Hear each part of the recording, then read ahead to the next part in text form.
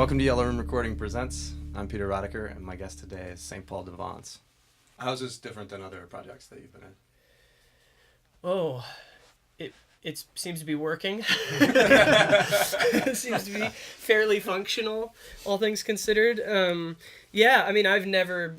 If this is as far as we come, this is as far as I've ever come, and it's really cool. It's great to be on the radio and great to be, selling out some cool rooms in Seattle and getting to play around the region. And so that's something that's different. And then it's very different instrumentally. I've sort of fluxed between, bluegrass and whatever else, folk music and then rock music and sort of pop music, and landing here feels really at home for me, getting to play a bunch of different instruments in a given night, because I'm not really great at anything. I'm like mediocre at a bunch of instruments, so it's great to be able to keep switching them so no one notices. Not true. And then and it's really fun to see, like, to hand that hand the guitar to Alex and he hands me the uke and then off we go, and then being able to trade mandolin with Lydia, or trade the bass with Kit. That doesn't happen, but but it's cool to see that flow happen in the night, in a given night or a given performance. It's really fun for me, and the sounds we're making and the harmonies are just like really, really fun. That's a highlight for me, getting to sing in harmony with people who can sing.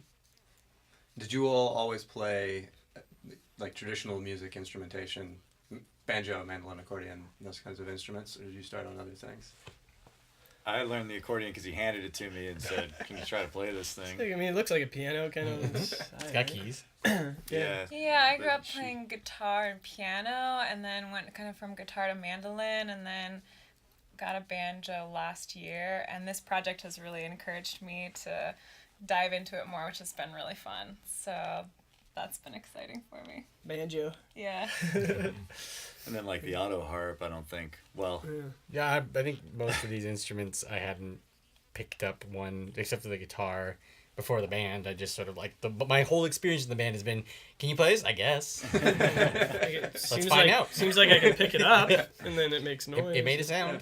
I understand the basic concept of what's happening here. Yeah. Yeah, not a sax player at heart, though. But bass was accidental.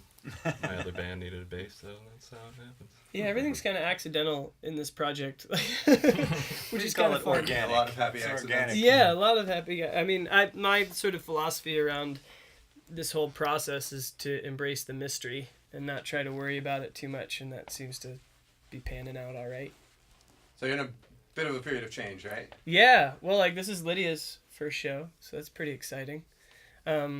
Tonight, anyway, and I guess right here today. Yeah. And Alex is going on to do his solo stuff. And we actually share rehearsal space with another band member, Justin Froese, who's gone on to do his solo stuff. And so the three of us share rehearsal and recording space. It's going to be kind of cool to see how that like flexes and moves. And so yeah, there's all kinds of movement. And we often have Johnny Gunderson, who plays with Kale in Lorenz. Sometimes they come as a package. Mm-hmm. He's on tour with his brother, and so he's not with us now. But so it's like kind of always, seems to be a little bit of ebb and flow, and like the instruments, I guess, themselves. How does change and uncertainty make you feel about music? Oh, I hate change and uncertainty. I hate it, but it's necessary, and I'll get over it. I mean, I hate moving, when you move to a new house, and then I move and I'm like, this is the best house I've ever lived in. So it's always like a total pain and a lot of anxiety, but then I try to commit to embracing the mystery, and it generally works out. So I feel pretty confident about all of it. And what song are you going to play today? The song we were going to play is called Saints, and it is about my grandfather's first sight of Charles de Gaulle's Free French forces coming into Nice and liberating Nice, and then his sort of decision to join them in the fight to liberate the rest of the south of France and into Italy. And yeah.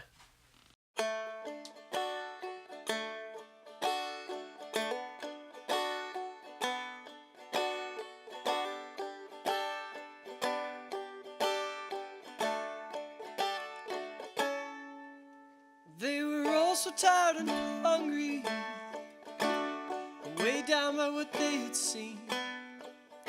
When and they drag the dust of their boots into my town, you know. We're like the saints marching in.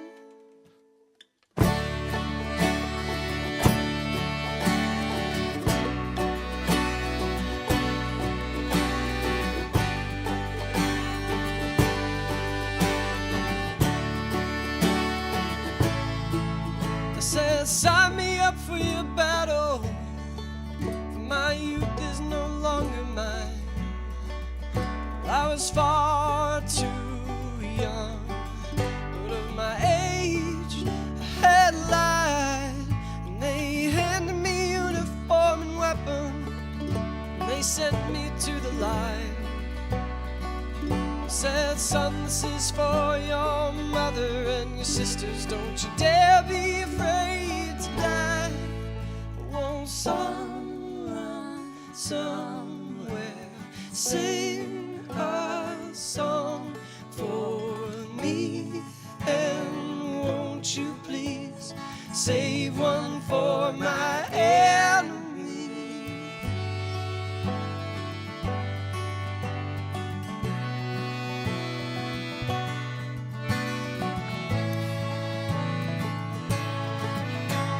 Save one for my enemy.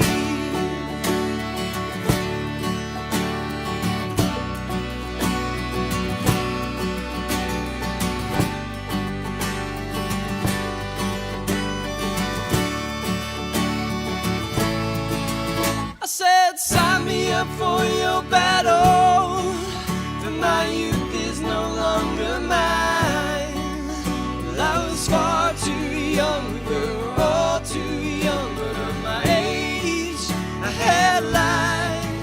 And they handed me uniform and weapon, and they sent me to the lines. They said, son, this is all for the love of your land. Don't you dare be afraid to die. But won't someone somewhere sing a song for me? And won't you please save one for my enemies? We've all done our share of wartime dying.